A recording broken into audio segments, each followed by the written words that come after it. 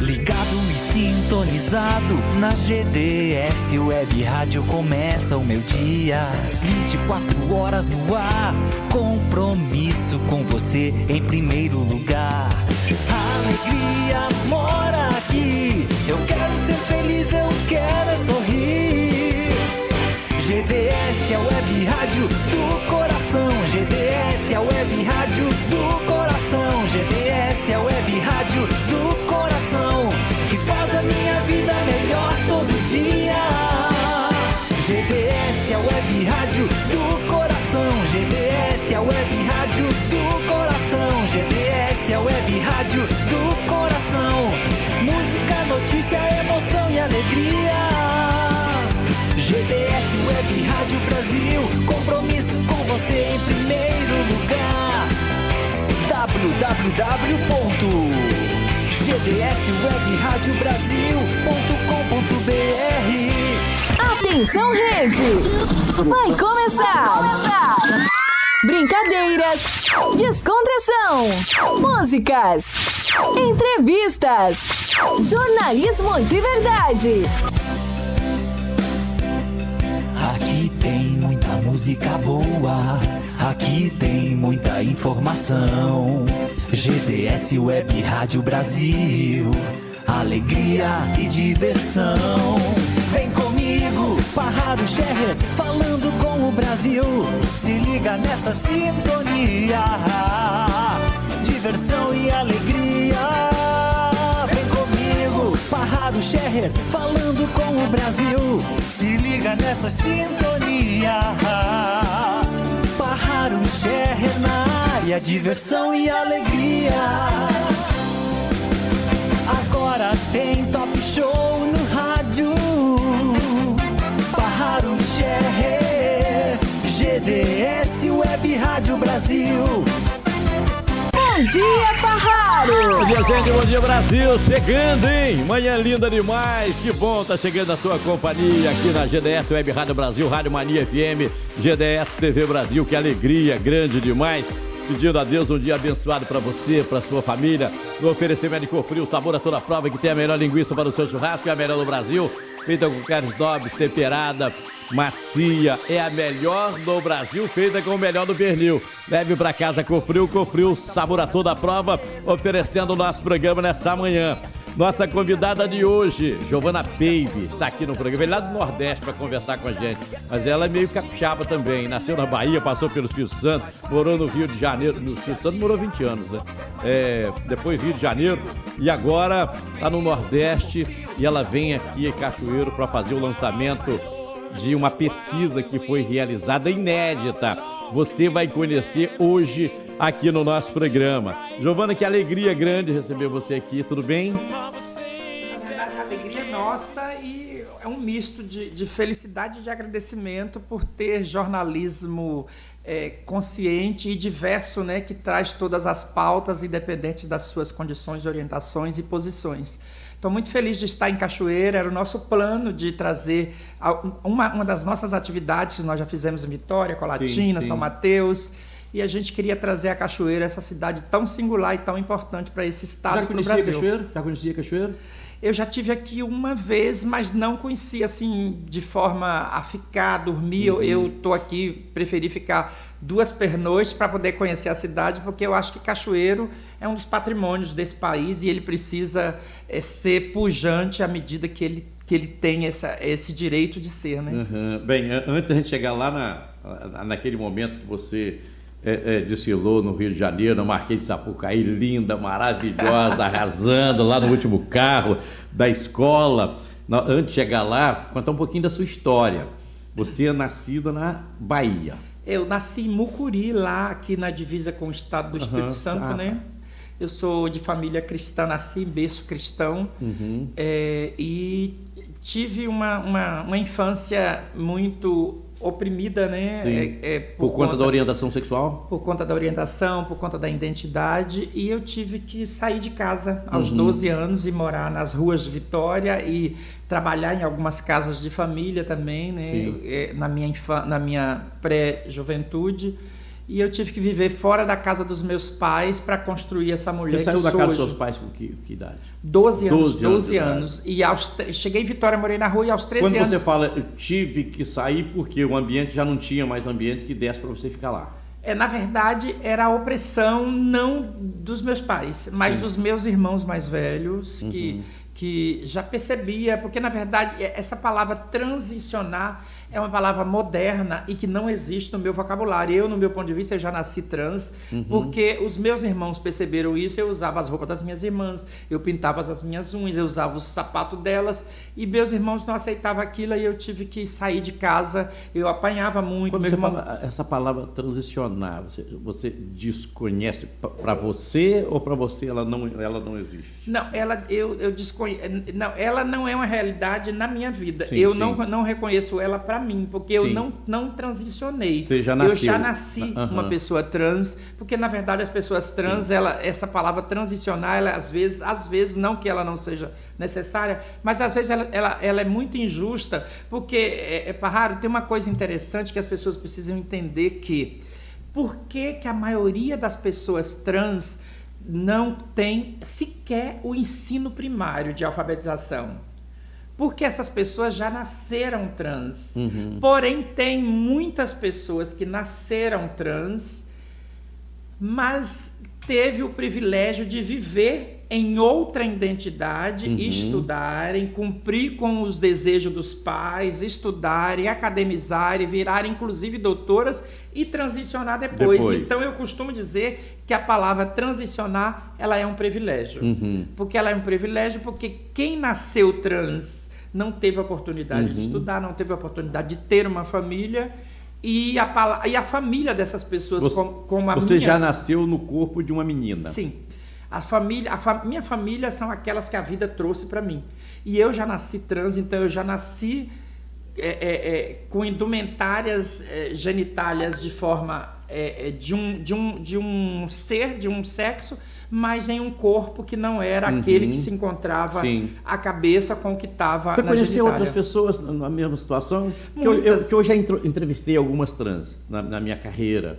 Recentemente entrevistei a Yasmin Pedroni, que é uma trans aqui de Cachoeiro, e ela fez a transição já depois de formada, já era uma moça quando ela fez. Hoje, mas ela no início, e ela fala que ela vestia as roupas da mãe, escondido, saía, se arrumava fora na casa de amigas para que a família não soubesse, até que assumisse realmente. Hoje tem uma relação muito boa com a família. Mas no seu caso aí, que você já nasceu trans desde muito criança, você já se via no corpo de uma menina. Você conhece outros casos assim? Se você for pesquisar todas as pessoas trans de masculino para feminino, de 50 anos ou mais, a grande maioria absoluta dessas pessoas já nasceram trans. Hoje nós temos muita gente que tá tendo esse privilégio de estudar, de formar e depois se transicionar. A gente fica feliz, inclusive, com isso, que conseguiu fazer... de um lado triste, porque essas pessoas tinham o desejo de transicionar ainda criança, mas não viu esse espaço para fazer. Inclusive, nós estamos falando de pessoas que, de maneira pública, elas não assumiram a orientação sexual. Sim, com certeza. Não é isso? Porque nós estamos falando aqui, a gente está falando da questão de se assumir, inclusive na orientação sexual. Inclusive na orientação sexual, porque muita gente confundem orientação sexual com identidade. Eu sou uma pessoa trans, heterossexual, com a identidade de gênero feminina, né?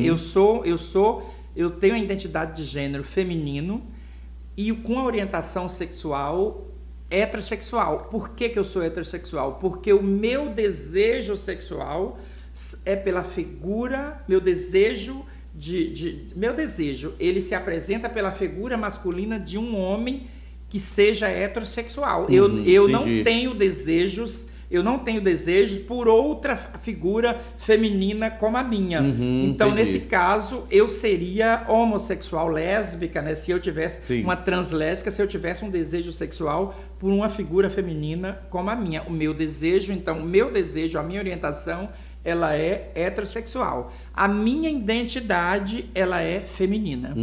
Aí você sai da Bahia, vem para o Espírito Santo. Sim, eu saí da Bahia aos 12 anos e fui para Vitória, a capital do estado. Na verdade, todas as pessoas que moram naquela região ali de Teixeira de Freitas, Mucuri, aquela região ali da costa das Baleias, né, que é ali aquela região de Mucuri, Alcobaça, Prado. A capital mais próxima é Vitória, que fica a 250 quilômetros, né? Então é muito mais fácil vir a Vitória do que ir a Salvador. Então eu tive essa facilidade de fugir, pegar uma carona e ir para Vitória. E aí em Vitória eu morei na Graciano Neves, morei na Cidade Alta, morei no Morro da Piedade, morei na Praia de Santa Helena quando eu trabalhei. Mas quem te acolheu com 12 anos aqui em Vitória? Na verdade eu morei nas ruas. Eu morei nas ruas e aí uma senhora que tinha uma hospedaria na Graciano Neves, ela alugava quarto para rapazes e moças. E aí ela me viu, ela disse, eu sou do interior da Bahia, ela disse, você quer ficar lá em casa? Você não precisa fazer nada, você só vai cuidar da chave, vai entregar as coisas, roupa de cama, essas coisas. E eu fui aos 13 anos e comecei a trabalhar, ela nem está mais entre nós, comecei a trabalhar aos 13 anos, inclusive eu fui explorada sexualmente nessa época, porque você sabe que criança não se prostitui, criança é explorada. E por questões da alimentação eu era submetida a isso.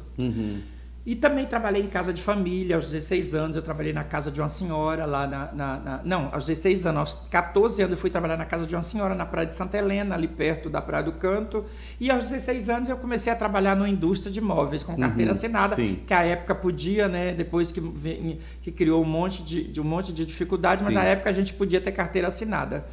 E aí com isso eu levei, continuei, fiz a minha vida, trabalhei, tentei trabalhar de forma que eu não fosse explorada sexualmente, tentei o máximo para isso e graças a Deus boa parte dessa vida em Vitória eu consegui e depois eu voltei às ruas e foi a época que eu fui presa, né? Já com 18 anos eu fui presa e autuada por vadiagem. Nós tivemos, a época a polícia era bastante severa, tinha muita perseguição às ruas e aí eu fui detida e autuada por vadiagem. Fui a primeira trans brasileira a ser autuada no artigo 59 do Código Penal, que hoje está obsoleto, mas que ele existe, o Código Penal não foi revisado.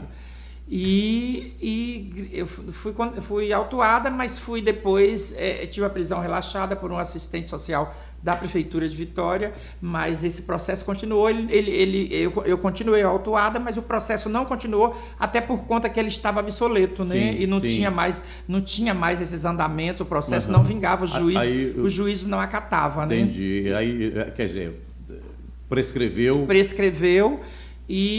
mas isso está na história, né? Inclusive eu fico muito triste que eu não trouxe um livro para você, que a minha história está num livro chamado Bajubá Odara, e eu não trouxe esse livro para você, mas eu vou mandar para você via correio, que traz a minha história, trazendo o estado do Espírito Santo. E para raro, o Espírito Santo precisa de nós lá nos anos 70, 1979, quando a polícia nos prendeu e nos autuou, quando a gente saiu 3 dias depois da prisão, porque levou várias mulheres da noite, várias, e eu estava nesse bojo.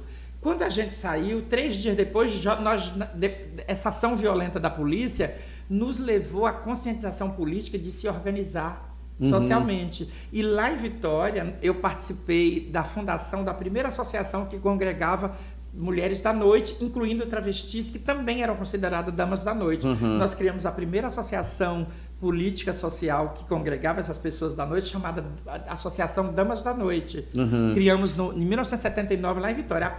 Nascia ali um movimento político organizado. E importante porque foi a partir de uma ação violenta da polícia. Então, o Espírito Santo, ele precisa reivindicar, eu falo isso em todas as minhas falas por onde eu passo pelo Espírito Santo, pelo Brasil, o Espírito Santo precisa reivindicar para si esse protagonismo de ser o berço da civilização organizada e política das pessoas trans. Giovana, deixa eu puxar o intervalo comercial aqui, que é rapidinho, e aí eu volto para falar com você para a gente continuar a conversa aqui, que a conversa está maravilhosa.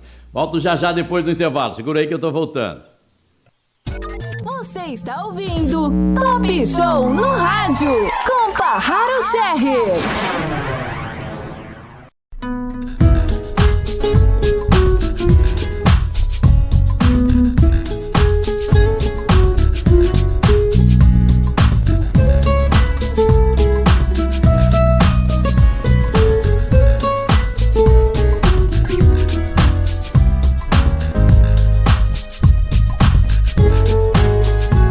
Tudo fica muito mais saboroso com os produtos Cofril. Cofril, sabor a toda prova. Você está ouvindo Top Show no Rádio, com Parraro Scherrer. Vamos seguindo aqui com o nosso programa, nessa manhã linda demais, conversando com Giovana Baby, está aqui, olha, vai lançar um documento que é muito importante, é inédito, uma pesquisa, nós vamos falar disso já aqui no programa. Olha, não saímos ainda do Espírito Santo e vamos ter que sair, porque ela tem mais história para contar aqui no estado, mas nós precisamos sair do estado agora para ir para o Rio de Janeiro. Aí você sai daqui e vai para o Rio. E do Rio de Janeiro, o que você fez lá? 1983, eu peguei o beco, né, igual diz lá no Piauí. Peguei o beco e no Rio de Janeiro meti o pé. Eu meti o pé e fui para o Rio de Janeiro. E no Rio de Janeiro a gente... Mas foi para o Rio assim, sem saber o que fazer? Eu vou para o Rio. Vou para o Rio. E aí, inclusive, tinha uma trans lá de Santo Antônio, lá em Vitória, que Paulette era o nome dela, é uma das primeiras trans de Vitória, muito bonita, e ela que me chamou e eu disse, vambora, embora pro Rio. E fomos, e lá seguimos o mesmo, pensando, lá infelizmente, a única oportunidade que a gente tinha de trabalho era trabalhar na noite, nós fomos trabalhar na noite, e a violência policial... Que é aí mais uma coisa interessante que você fala, que as pessoas, elas... não compreendem ou também nem querem entender, porque às vezes você passa aqui em Caxias, nós temos pontos aqui onde as trans fazem programas e as pessoas tratam aquilo, porque vai arrumar um serviço, vai arrumar um trabalho, vai trabalhar em outra coisa, como se isso fosse possível, como se a sociedade aceitasse isso, não é isso? Eu acho interessante que as próprias pessoas que fazem esse julgamento, elas deveriam oferecer essas oportunidades. Exatamente. Que é muito fácil mandar arrumar um trabalho. Agora, é preciso entender qual é a empresa, qual é a pessoa que vai querer um corpo trans ocupando um posto de trabalho oferecido por ela, né? E é muito fácil. Eu conheço um coronel da Polícia Militar do Rio de Janeiro que ele disse que ele passava muito pela Avenida Augusto Severo, ali na Lapa, onde é uma concentração muito grande de travestis à noite se prostituindo, e ele passava sempre com a mãe dele. E a mãe dele brigava muito com ele. Você tem que tomar providência daquilo ali, essas travestis ali, a noite toda, isso não pode. Ele disse, mãe, a cabeça da senhora é a sua, a minha é a minha. Eu não vou fazer isso porque essas pessoas não têm trabalho. Elas estão ali tentando... Isso um coronel da Polícia Militar, que tinha uma mente mais humana, né? Mas não era o geral, né? Da polícia, a gente sabe que não era. E ele dizia, essas pessoas não têm trabalho, essas pessoas não têm oportunidade. E se a gente volta um pouquinho na vida dessas pessoas, poucas tiveram a oportunidade e condição de estudar, porque foram discriminadas na escola, pelo colega, pela própria escola, não é isso? Poucos tiveram a oportunidade, inclusive, de ter uma formação. A grande maioria ficou agarrada lá no primário. São no primário, né? A grande maioria são expulsas da escola na primeira fase escolar. E, além do que, Parraro, a gente não pode trazer esse lugar de prostituição como lugar ruim. Porque a prostituição, ela não é de agora. Não fomos eu, não foi você, não foi ninguém que chegou há 20 anos, há 30 anos, que inventou a prostituição. Ela existe de muitos anos. Ninguém está lá pegando na gravata das pessoas e chamando, vambora, você vai me pagar para fazer isso. As pessoas é que vão lá utilizar esses serviços. E se você vai para São Paulo, para os Jardins, se você vai para Vitória, para Camburi, para Praia da Costa, você não vê ali uma Belina, você não vê ali um Fusca, você vê ali Pajero, limusine, esses carrões. É a alta sociedade que passa apontando. E queria até te perguntar, qual o perfil perfil desse cliente que vai lá procurar esse serviço? São homens das mais altas posições sociais no Brasil e qualquer estado que seja. Inclusive, a gente tem casos aqui em Vitória, inclusive, de empresários importantíssimos que as travestis que eles pegavam para sair lá em Camburi ou então na Avenida Beira-Mar, que eram os pontos inclusive na prostituição tem prostituição de elite e a prostituição de nível mais... Essas posições sociais.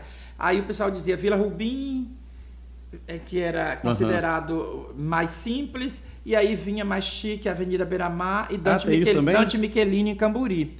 Teve travestis que trabalhavam na noite que tiveram que ir embora de cidade porque saíram com empresários, inclusive homens importantes, fábricas de biscoitos, de massas importantes, fábricas de sacolas, que a gente sabe, mas não pode citar aqui, de material plástico, e que essas pessoas depois eram ameaçadas a sair da cidade porque os desejos que elas satisfaziam desses homens, pai de famílias, eram os desejos mais bizarros possíveis. Entendi. E aí essas pessoas expulsavam da cidade para poder ter novas pessoas a saírem e não ter os seus desejos, seus fetiches revelados. Muito homem casado? Muito homem, a maioria é pai de família. E, inclusive, as pessoas precisam entender que existe um código de ética na prostituição que até para ser prostituta é preciso ter ética. As prostitutas não saem por aí. Eu estou falando em todas as vertentes de prostitutas, por aí falando dos desejos dos seus clientes, porque elas consideram, elas chamam de cliente, inclusive. E a gente não tem que colocar a prostituição como esse lugar ruim, até porque muitas pessoas que estão ali só estão vivas, só estão alimentando os seus e as suas daquele dinheiro que tira dali. Deixe que essas pessoas, elas se autopoliciem. Se elas achar que é um lugar ruim e devam sair, que elas saiam. Ou se elas achar que tem que ter outra oportunidade e mesclar entre as duas coisas, também é elas que têm que decidir por isso. Sim, é verdade. Bem, vamos falar da sua vinda a Cachoeiro.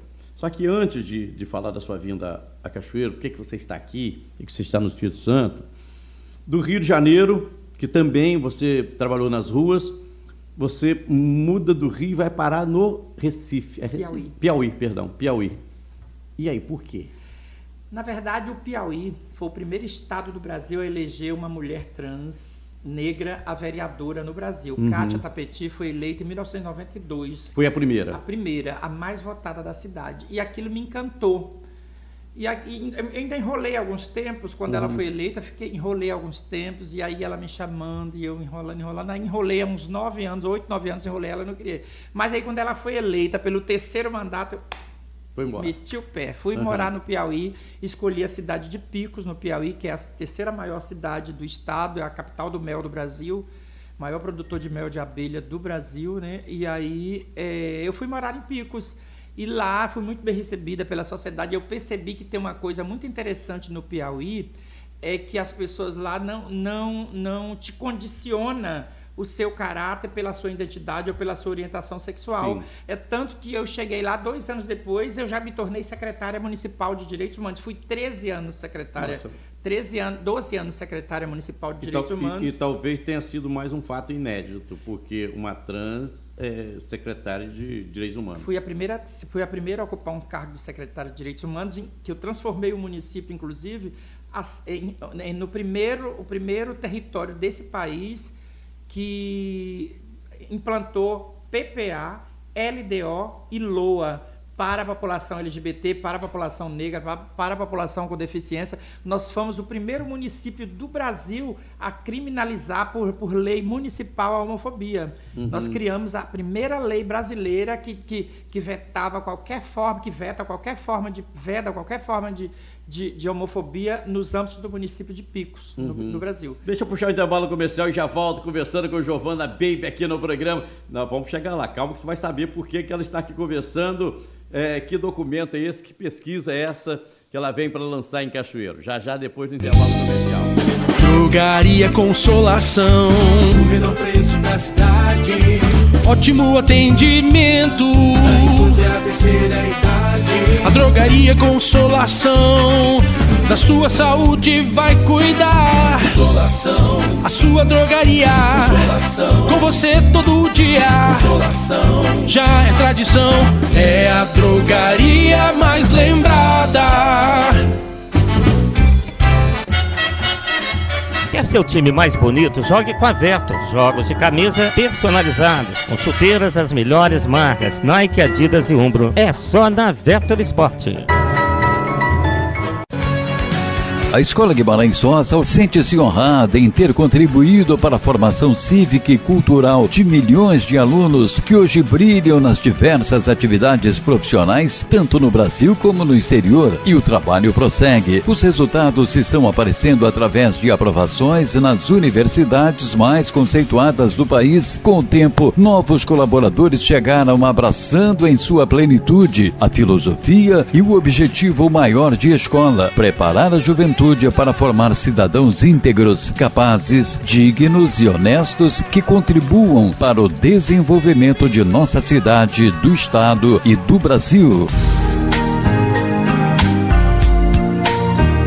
Venha embelezar no salão estilo pessoal com estética facial, limpeza de pele e clareamento, massagem relaxante, modeladora e otomolecular, drenagem linfática, banho de lua e depilação, corte masculino e feminino, coloração, reflexo de papel, escova definitiva inteligente, botox capilar, hidratação, escova, relaxamento, penteado e maquiagem, manicure e pedicure, pacote especial para noivas. Salão estilo pessoal, Antônio Félix Vieira 55, Santo Antônio. Ligue 35228225.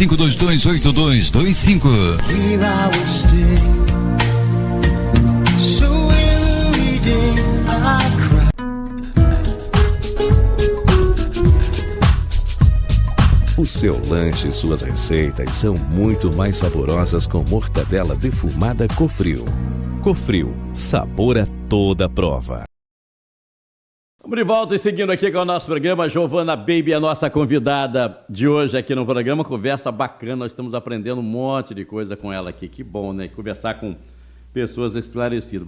Nós terminamos a nossa fala, você falava desse movimento LGBTQIA+, que é o maior movimento que existe, político que existe,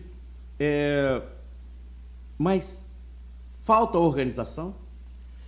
Eu acho que falta hombridade do movimento. O que seria isso? Na verdade, o movimento precisa reconhecer os seus componentes, dar espaço e dar voz a esses componentes, porque nós temos um movimento LGBT que ele é um movimento grande, importante, como você acabou de citar, mas ele é um movimento que ele acabou seguindo o mesmo patriarcado da sociedade patriarcal, de outros movimentos que existem. São homens gays, brancos, sulistas, que domina a pauta e que domina o recurso também. Sim. Se você vai lá para o Nordeste, se você vai para o Norte do Brasil, você vê o movimento lá sem nenhum centavo. Entendi. Aí você vai para São Paulo, vai para o Rio, vai para Curitiba, você vê as redes LGBT com milhões e milhões de dinheiro fazendo ações. Sim.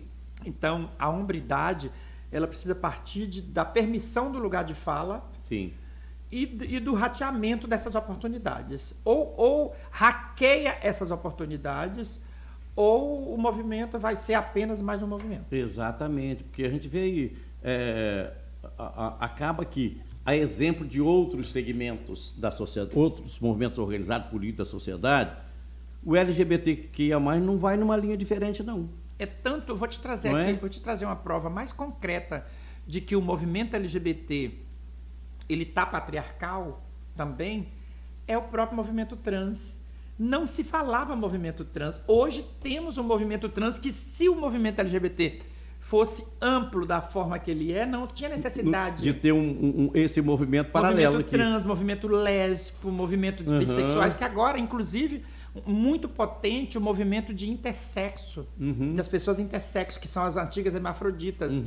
Se o movimento LGBT fosse amplo, não tinha essa necessidade de ter essas divisões. Mas né? isso não é um alerta para o movimento? Quando, peraí, se tem um movimento trans aqui, é porque existe uma insatisfação, o entendimento que não está sendo representado aqui nesse grupo que é o LGBTQIA+. Não é um grito de... A mesma insatisfação que o próprio movimento LGBT como um todo, ao criar, tinha com a forma que o Brasil era conduzido, com as políticas brasileiras. Sim. Né? A mesma insatisfação. Fala dessa pesquisa. Que documento é esse? É inédito, né?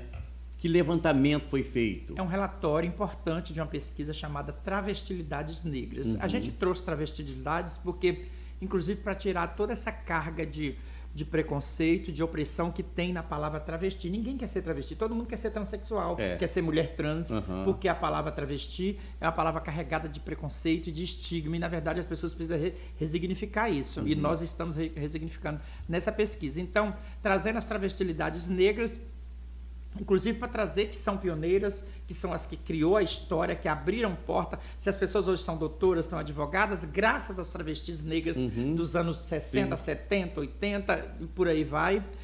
E a gente está trazendo a história desses corpos, dessas corporalidades, dessas feminilidades, dessas mulheridades, porque a grande maioria, você não vê uma travesti, raramente você vê uma travesti negra, nessas oportunidades que você, inclusive, cita de pessoas educadas, formadas, doutoradas, academizadas, raramente você vê uma negra, porque continua sendo a escória daquele segmento.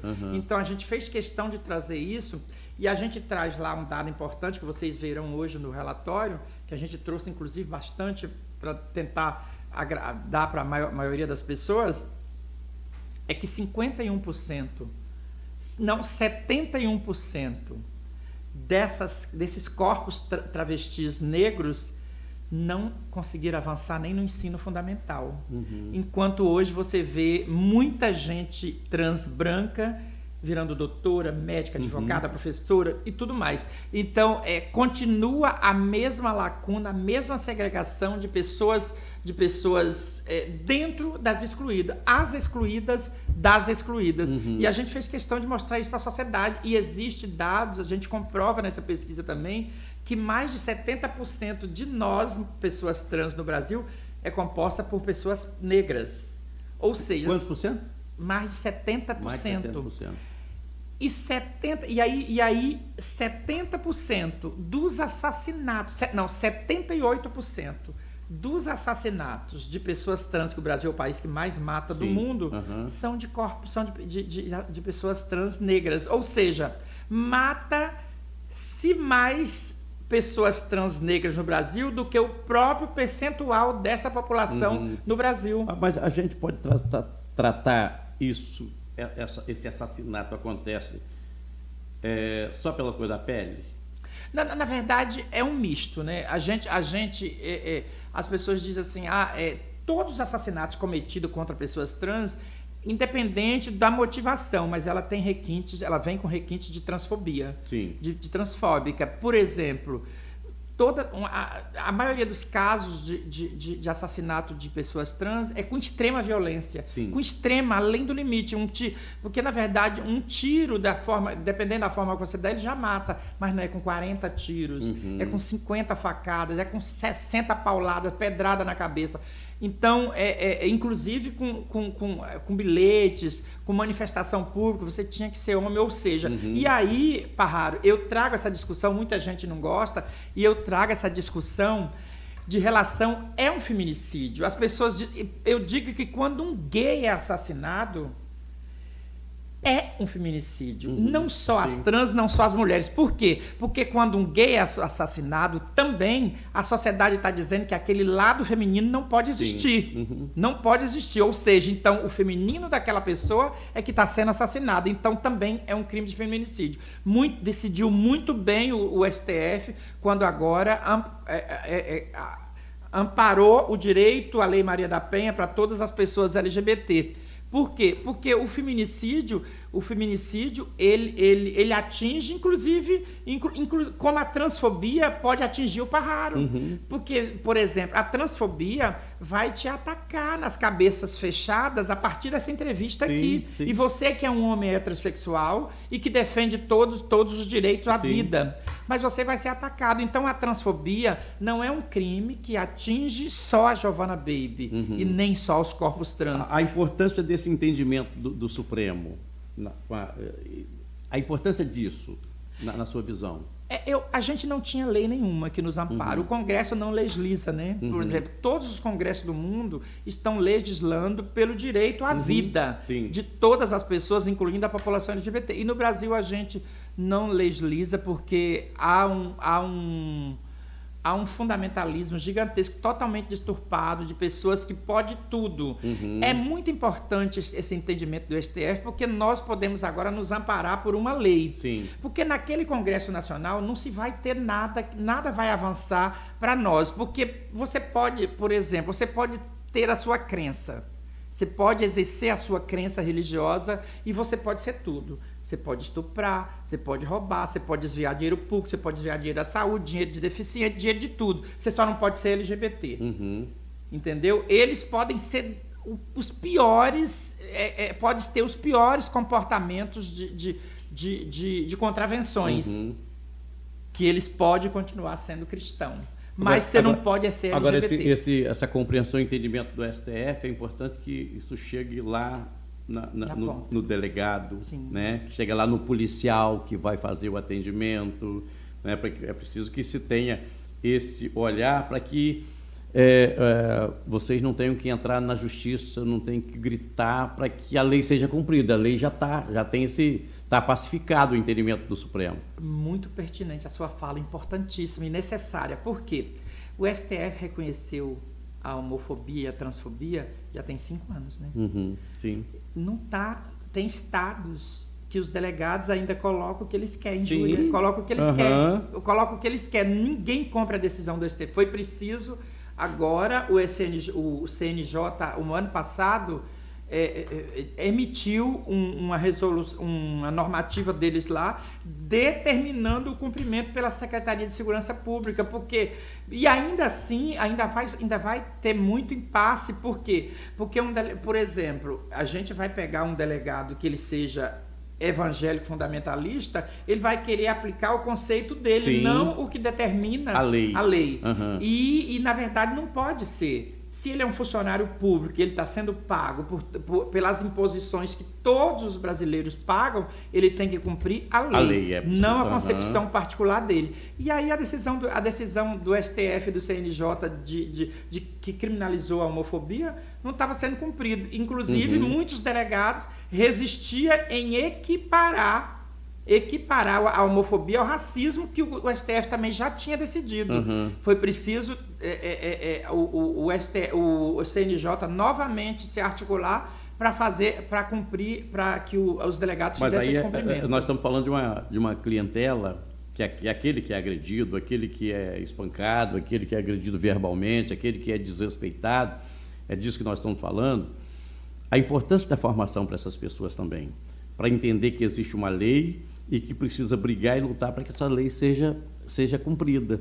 Não é? Eu sei que é difícil, claro. Nós falamos aqui da questão da dificuldade lá da educação escolar, né? Que a escola expulsa, que a escola não tem espaço para essas pessoas. Sei que é difícil, é complicado. Diferentemente, você é uma pessoa esclarecida. Com certeza. Né? Agora, nós temos uma camada, e principalmente essa camada que você traz aí, essas informações na sua pesquisa, que não teve acesso a essa formação. No entanto, eu acredito que muitos sequer sabem que existe uma lei que está assegurando o direito dela. E eu acho muito importante você trazer isso também, porque o programa é um programa que certamente entra em todas as camadas da sociedade, e a gente trazer que essa nossa comunidade, as pessoas precisam entender que quando uma travesti ela mostra os peitos quando ela sofre uma agressão na rua, ela tira a roupa quando ela sofre uma agressão na rua, é porque ela acha, sem ter essa noção, tem essa alienação de não reconhecer os mecanismos que pode socorrê-la. E aí, qualquer atitude de transfobia parte para o contra-ataque. Na verdade, a gente precisa evitar esse contra-ataque, a gente precisa... Porque, na verdade, existe um juiz no Rio de Janeiro a Indianarai é uma trans no Rio de Janeiro que foi pega pela polícia e foi levada a um juiz porque botou o peito de fora. E esse tem 15 anos, a justiça não decidiu ainda. Por quê? Porque se a justiça decide que ela cometeu crime colocando o peito para fora, a justiça vai estar aceitando a feminilidade dela. E se a justiça decide que ela é homem, que não tem problema nenhum ela tá com o peito de fora, então a justiça está dizendo que peito de fora não tem problema. Então eles estão no impasse e não concluiu esse julgamento. Mas a gente traz isso para as travestis e para as pessoas que chega esse programa, é que não retruque, não revidem, porque a gente precisa construir a nossa defesa quando finalizar o ataque de transfobia. E ir para os órgãos competentes, gravar, tem a testemunha, tem a prova e não revide, jamais. Não tem atitudes que possam prejudicar e macular o direito dessa pessoa. A imprensa brasileira dá espaço para esses debates, para essas conversas? Hoje tem? Tem muita gente importante como você, muita gente importante. Felizmente, a gente entende que a imprensa brasileira é o pilar necessário da democracia. Eu acho que sem a imprensa brasileira nós não seríamos um país com esse pouco de democracia que a gente tem, porque as pessoas dizem que nós estamos num país democrático, mas só que as pessoas esquecem que nós somos obrigadas a votar. Né? Em país democrático, ninguém é obrigado a votar. Mas a imprensa tem o seu papel fundamental em trazer para a sociedade que as pessoas LGBT, as pessoas homossexuais, as pessoas transexuais, essas pessoas, elas não querem destruir a família de ninguém. Essas pessoas querem ter o direito de construir as suas famílias e viver em paz com a sociedade, viver em paz com todos os segmentos sociais e dizer que nós somos pagadores das imposições públicas. Então, nós merecemos viver os direitos que a gente tem a partir que a gente tem essas imposições pagas. Nós estamos falando aqui de um público que morre muito cedo, né? Morre, que eu digo o seguinte, são assassinatos, são agredidos e por conta a vida é uma vida de sofrimento. Muitos tiram a própria vida porque não aguenta tanto preconceito, que às vezes, muitas das vezes, partindo de dentro da própria família, não é isso? É um dos maiores índices de suicídio, né, com a população, em especial com a população trans, mas no meio LGBT como um todo. E nós somos o país que mais mata, em especial, pessoas trans no mundo. Nós somos o país que mais mata LGBT. A cada 24 horas, uma pessoa LGBT é assassinada no Brasil. A cada 24 horas. E também é o país que mais... E concomitantemente, esse patriarcado brasileiro, a misoginia, o sexismo, o machismo, que isso tudo vem do machismo, somos o país que mais mata mulheres no mundo. Mata mulheres. Nós matamos mulheres mais do que a Etiópia, que a Etiópia existe a cultura de um homem quando viaja, cinto de castridade nas esposas, e nós matamos mulheres mais do que a Etiópia, mais do que a Papoa, a Nova Guiné, esses países que não existem leis que protegem as mulheres. Então, infelizmente, nós somos um país que temos um comportamento hipócrita porque a gente quer tirar do meio social aquilo que sacia os nossos desejos ou que saciou os nossos desejos. Qual o seu sonho? Meu sonho é de um país onde as mulheres se envolvam mais na política. Não que os homens, que não tenha homens importantes na política, nós temos homens aí, inclusive pessoas já com idades elevadas, mas que têm um comportamento social de respeitar, ainda que não entendam, mas que respeita todos os seres viventes. Eu acho que nós podemos sim, e é um sonho meu, ter uma democracia de cristão, de católicos, de umbandistas, de LGBT e de heterossexuais e de todas as pessoas vivendo harmoniosamente. Nós não podemos viver em guerra social entre pessoas, entre seres humanos. A sociedade sendo diversa, porque o mundo seria uma merda se todo mundo fosse espírita, se todo mundo fosse católico, se todo mundo fosse cristão. Então seria uma merda se todo mundo também fosse heterossexuais. A gente precisa viver em democracia, viver em diversidade. Né? Os animais são diversos. Sim, aqui eu quero agradecer muito, que alegria, que bom conversar com você, que bom, que alegria, que honra ter você aqui no programa. Eu que quero agradecer, e eu acho que a gente precisa de homens como você a nível nacional. Eu acho que a gente tem alguns nomes, mas ainda bem pouco no âmbito do jornalismo, da imprensa, da comunicação nacional, e a gente precisa ter homens como você. Eu jamais imaginava, estou falando aqui assim do fundo do meu coração, jamais imaginava de chegar em Cachoeiro e encontrar um comunicador tão auspicioso e tão importante para a diversidade humana, né? Porque nós estamos falando de diversidade humana, acima de tudo. Muito obrigada por você existir, por tanto e por tudo que você faz. Obrigado, Giovana. Hoje conversamos com Giovana Baby, que alegria, honrado demais em ter conversado, recebido ela aqui no programa. Turma, fechando o programa, amanhã de volta, se Deus quiser. Beijo pra você, fica com Deus. Tchau, gente. Tchau, Brasil.